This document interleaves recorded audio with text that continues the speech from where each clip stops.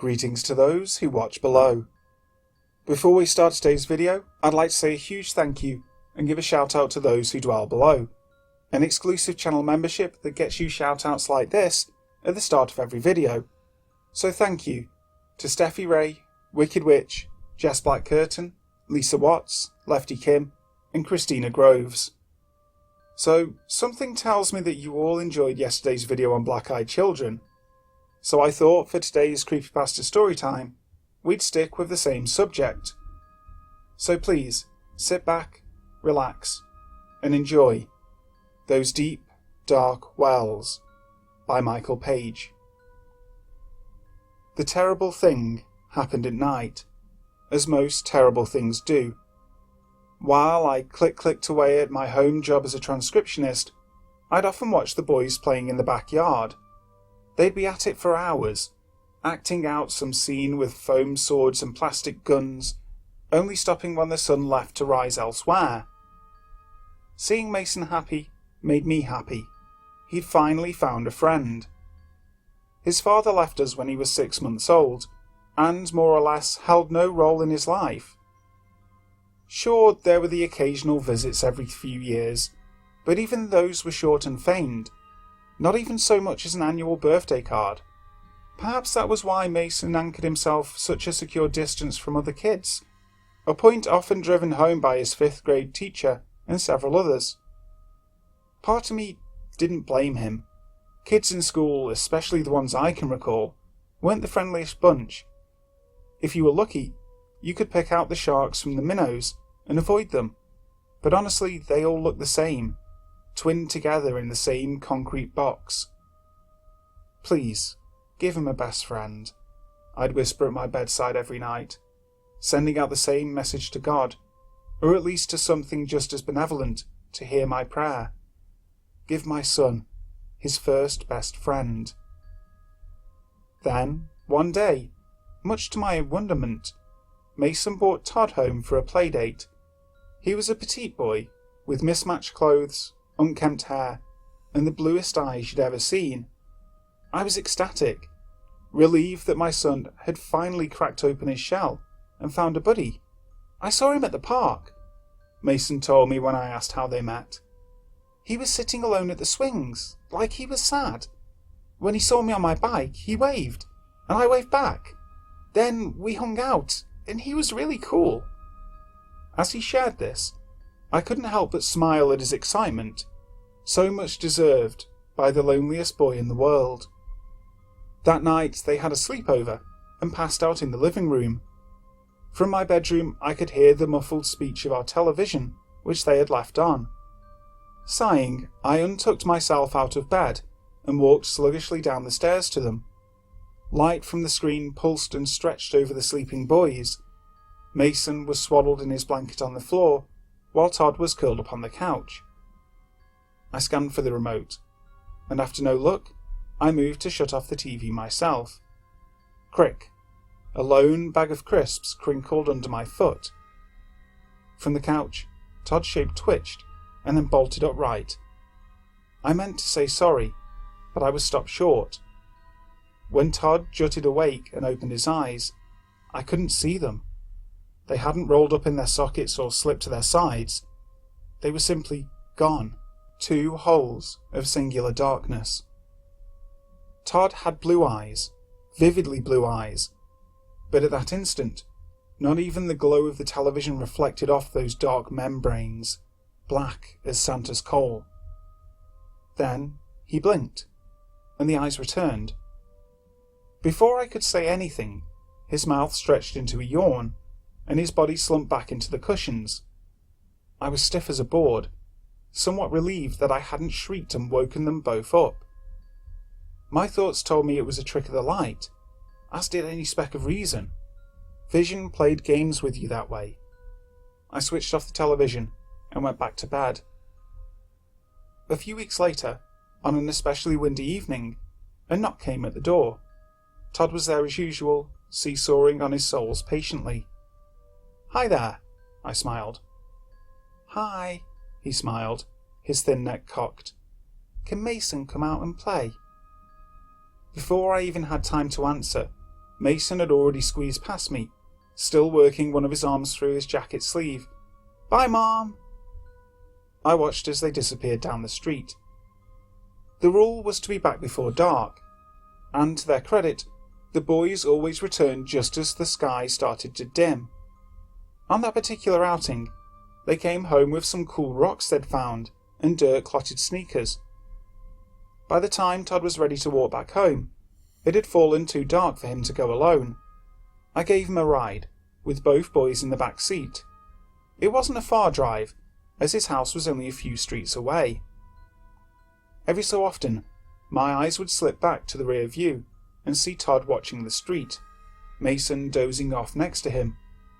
As we passed beneath the street lamps, a bar of light would creep through the window, roll over his face, and vanish over his head.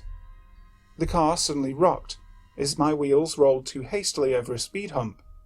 His gaze left the window and met mine. Only this time, as the slanted light skimmed over his features, blue eyes did not look back at me. They were gone, blotted out by the same oily darkness. Silent, murky circles.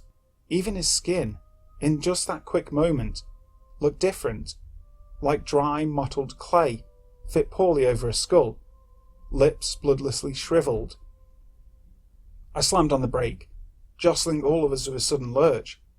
Mason gasped himself into wide-eyed awareness.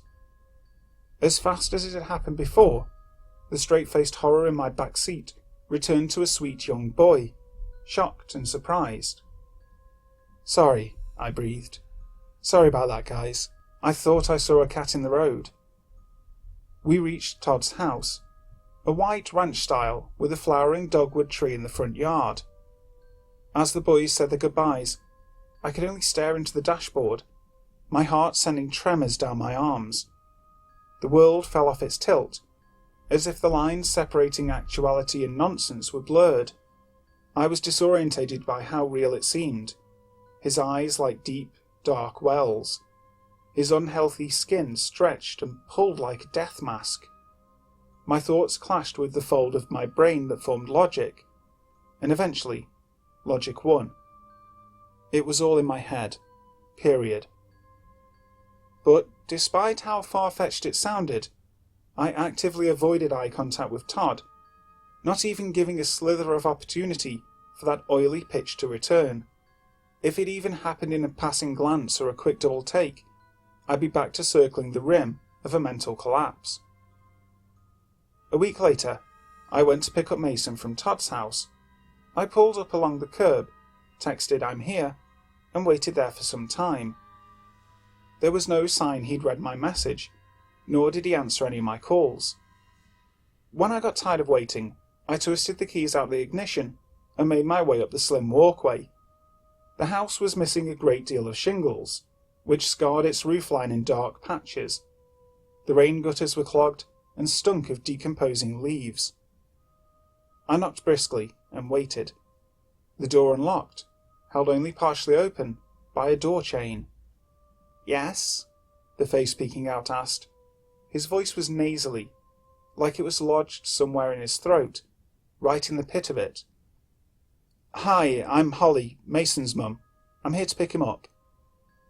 The door closed and then opened fully as the chain slid out of its holder. The man on the other end was lanky, with onset baldness widening his forehead, his eyes tired and heavy. "Oh, sorry about that," he said, flashing a thin-lipped smile and offering a handshake. "David. The boys are probably still on their way back, but they'll be here any minute now. You can come inside and wait if you like. I've got some tea ready to go." I took him up on the offer and followed him inside. At our immediate right was the living area, where a woman sat watching a rom-com on the television. Paying no mind to the sound at the door, she kept her back to us. Beneath the show's timed laugh track, I could hear the sound of hard, laboured breathing. Hanging over the side of the sofa drooped a thin skeletal wrist. On the wall, a grey Kit Kat clock shifted its eyes and wagged its tail. The kitchen was small, with a triangular arrangement of sink, stove and refrigerator, a small dance between the three. Flowery wallpaper looped around the room, A formica-topped table sat against the wall with minty green chairs. I took a seat in one, as David retrieved some cups from the cabinet. The smell of light orchid drifted through the air. "I hope you like green tea," he said quietly, as he filled the cups and brought them over. "Green is fine," I replied, taking the cup from him. "Thank you." He planted himself in a chair. "They're really fond of each other, aren't they? The boys, I mean." "I'd say so. You can hardly keep Mason away," I laughed. By this point I'd noticed the dark pouches beneath his eyes more clearly. In fact, his overall appearance seemed to hang in a mournful sag. Whatever supplement he needed, he was missing a lot of it. "So, how long have you been in the neighbourhood?" I asked for the sake of conversation. "Oh, a good while now," he mused, rubbing a finger along his cup. "Really? I'm surprised Mason didn't mention Todd sooner. Our houses aren't too far from each other." "Todd?" he asked, as though needing a moment to remember his own son's name. "Oh, yes. That is pretty surprising. He, gets around." "Mason never sees him at school. Does he go to a different district?" Lines creased his mouth. "School? Well, we—" From the living room, a harsh guttural coughing reached us. David's neck swiveled around to the sound. "Excuse me, my wife needs me." He left his chair and hastily went to her. Not long after that, the front door opened and Mason arrived. As we said our goodbyes to David and his silent wife, he clasped my hand in a tight shake. "It was nice meeting you, Holly. Really, it was." When he released his grip, I realised something was left in my palm. When we were back in the car, I folded it open. "What's that, Mum?" Mason asked. "Nothing, sweetie." I smiled back at him, placing the crumpled note in my lap. A phone number, a time to call, and the word help scribbled into its loose leaf. It was nightfall when I unfurled and read it again. I was in the backyard occupying a seat at our fire pit, my cell phone in one hand and a cigarette pinched in the other. The note said to call at 8, which was only 5 minutes away. As the time drew closer, my chest grew tighter with anxiousness. Moments ago, I'd snuck into my own room, pulled out my bottom shelf of my dresser, and unearthed the pack of Marlboros hidden there. 3 years I'd been without them, and 3 years I'd kept my promise to Mason to stop smelling like an ashtray. But tonight, shamefully, they were the only thing holding me together. When the clock on my phone pulsed 8, I took a long drag on the cigarette and dialed the number. The tone churred in and out a few times and finally connected. "Hello?" David's voice chattered on the other end. "Who is this right now?" My heart rattled in my throat. "It's Holly, Mason's mum." The voice exhaled and then returned briskly. "I need you to listen to me, okay? Are you listening?" "Yes, I'm listening." "Keep it away from your boy." The fire pit popped and spat a few embers. "Keep what away? What are you talking about?" "Listen," he snapped, a manic weight to his words. "Don't let Mason come over here anymore. It isn't safe for him. Don't even let it go over there. You have to stop this now." I twisted my neck back toward the house and then leaned forward in my chair. "Are we talking about your son right?" "Isn't my son," he scorned. "Not at all. Not in any way." "You need to calm down. If you need help, I can call the police." "No, no police!" he screamed, his voice so tight and stressed that it splintered on the other end. "It will take more from her if you do that. My wife, she can't handle much more. It's taking something from her, taking something from me. We can't get rid of it now. It's too late for us. But not for you. You can stop this." He started to weep and mutter to himself. "It came to our door to use the phone. Why did we let it in? Why did we let it use the fucking phone?" Something stirred in his background. He paused and then whispered, "Keep it away from him." And then he hung up. I'm not sure how long I sat out there, but it was long enough for the flames to shrink into powdery mounds. When I entered the house again, Mason was on the couch with his tablet. "You smell weird," he said, taking note of me.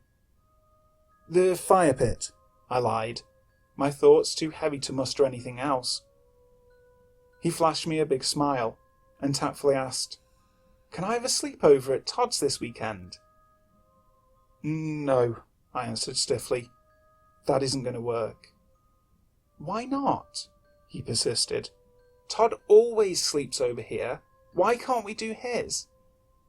"Because, Mason," I said no. End of story. He shot an icy look of defiance at me. "Fine. Then he'll sleep over here then." "No, he won't. We're going to take a break from Todd for a while." His jaw opened, flabbergasted. "You can't do that." "I just did," I said, perhaps a little too matter-of-factly. As I walked back up the stairs, I could feel the burn of his eyes watching me on every step, both of our nights now ruined. David's deranged garble on the phone sat with me for the rest of the night. I had no idea what to do, what to fix, what to think. Keep it away. It isn't safe for him. The message so vague but also desperately clear. I had to keep Mason safe. That was all that mattered.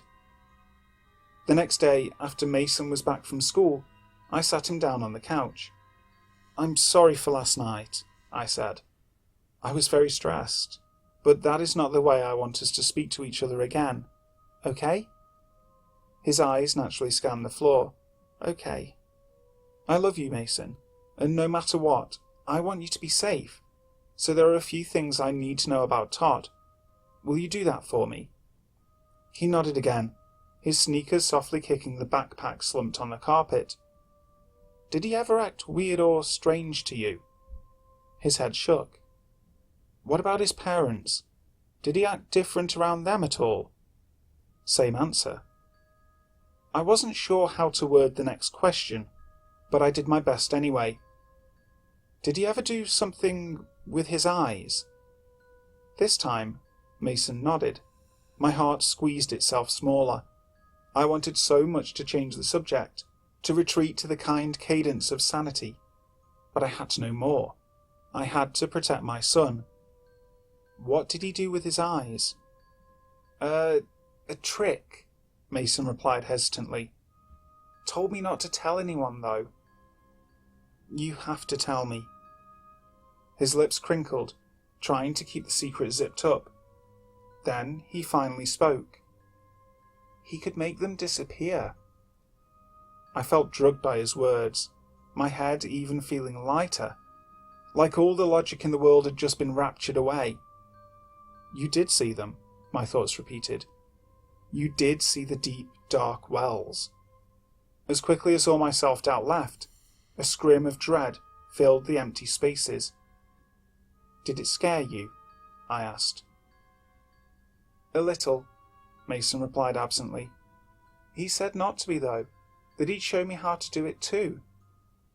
I grabbed his shoulder, making him jump suddenly. "He didn't know, right? He didn't do anything to you?" He looked confused, like I was the one talking crazy now. "No." "I know that he's your friend, Mason, but I need you to promise that you won't see him anymore." Mason's gaze flicked back to mine, his eyes wide with betrayal. "What?"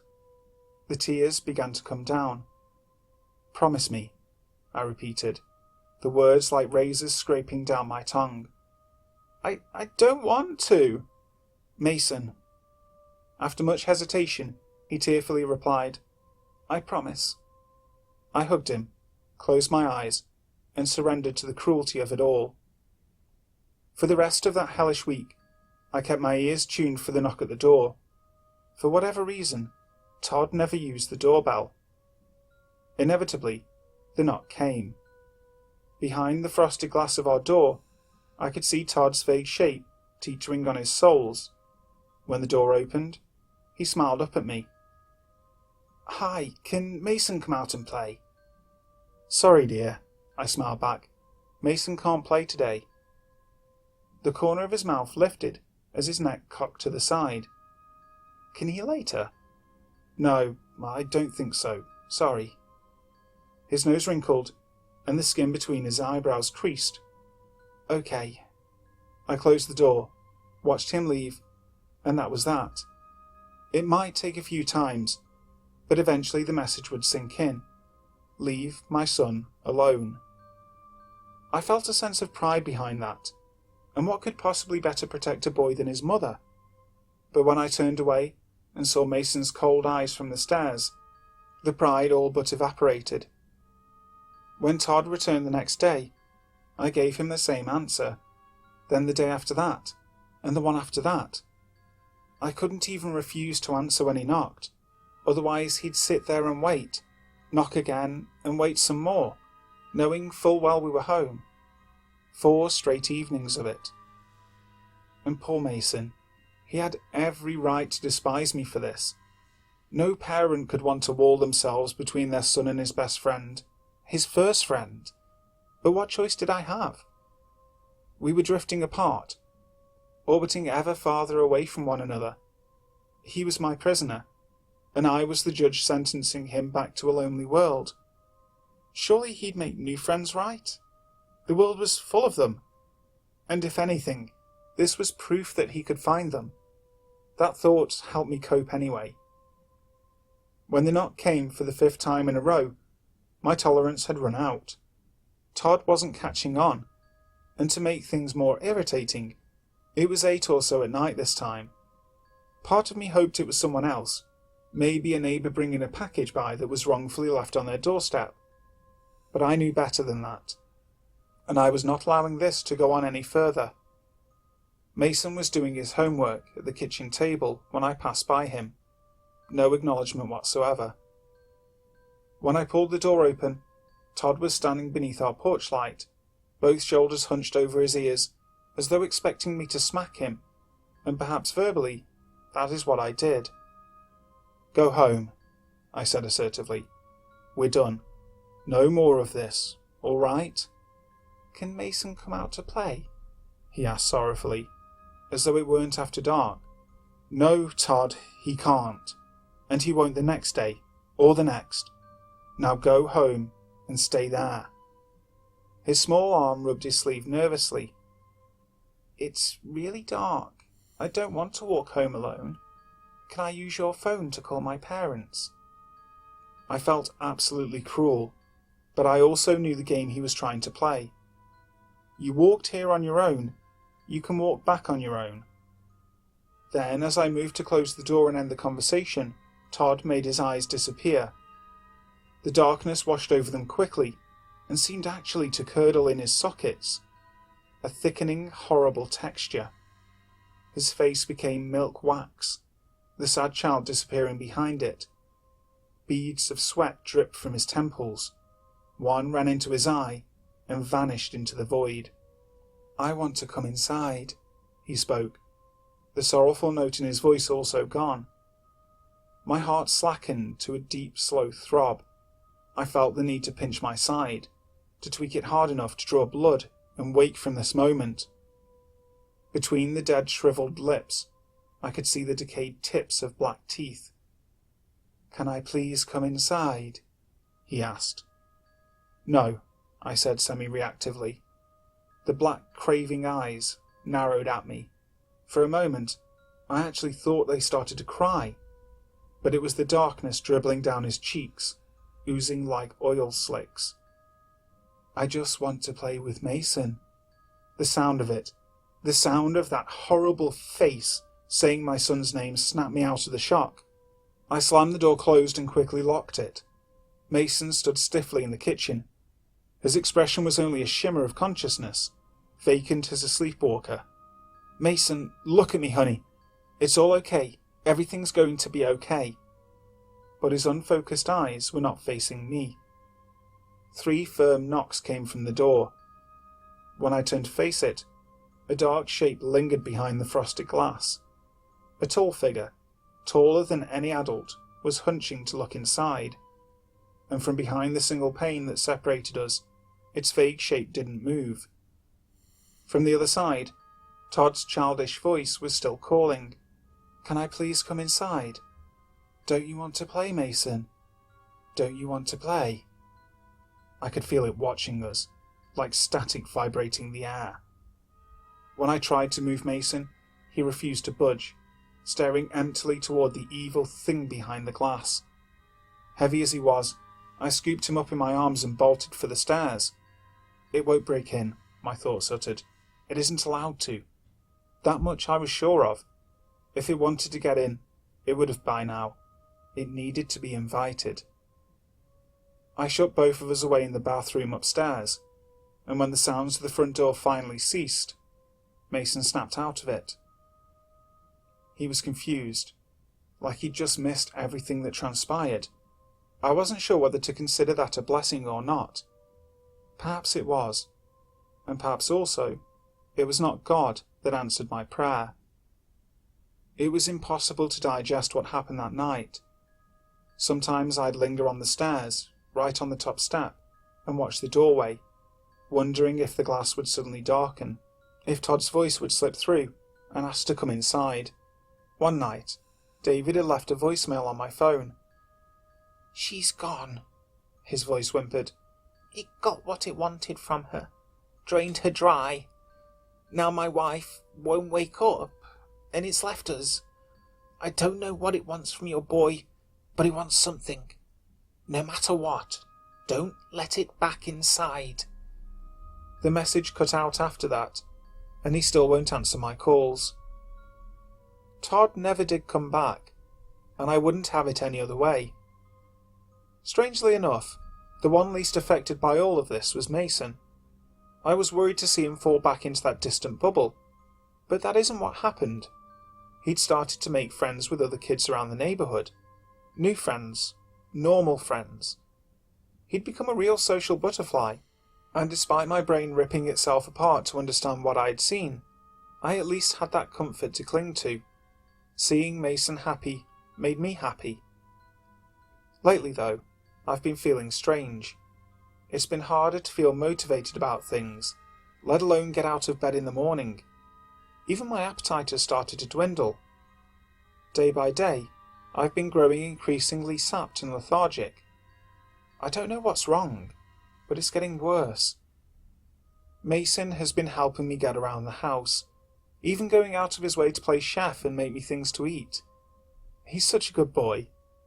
But sometimes, dear Lord, I catch something in his eyes, something that shouldn't be there. But it's only a trick of the light.